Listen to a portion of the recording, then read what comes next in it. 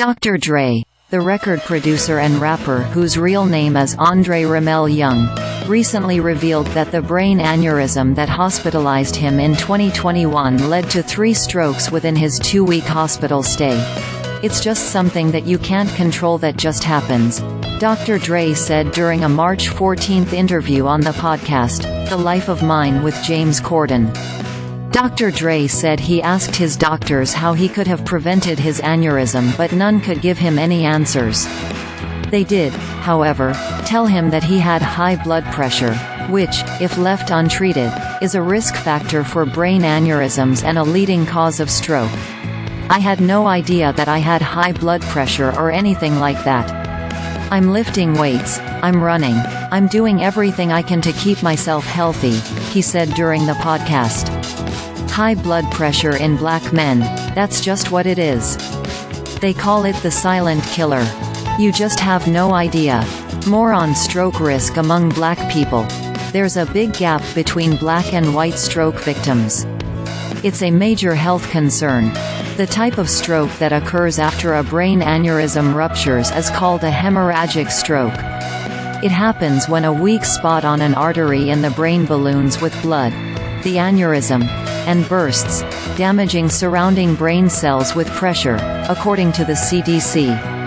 About 30,000 people in the U.S. experience a brain aneurysm rupture each year, according to the Brain Aneurysm Foundation, BAF. It's estimated that one ruptures every 18 minutes.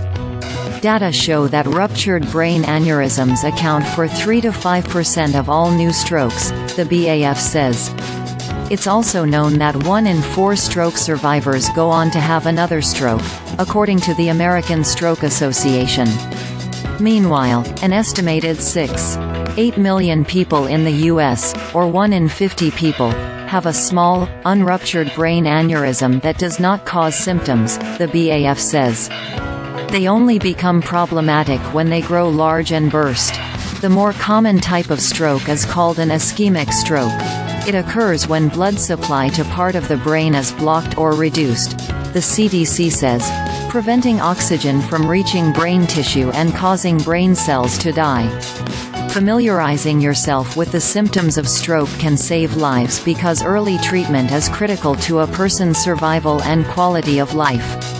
A helpful acronym to remind you of this is Be Fast, said Dr. Susana Bowling, Medical Director of the Neuroscience Institute at Summa Health and Summa's Comprehensive Stroke Center in Ohio.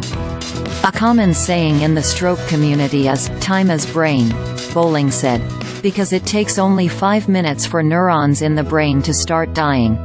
Every minute counts, so the longer you wait to seek any help, the more deficits you would be accumulating and the worse outcomes you will have. The more time that passes after a person has a stroke, the fewer treatments are available to them, Bowling added.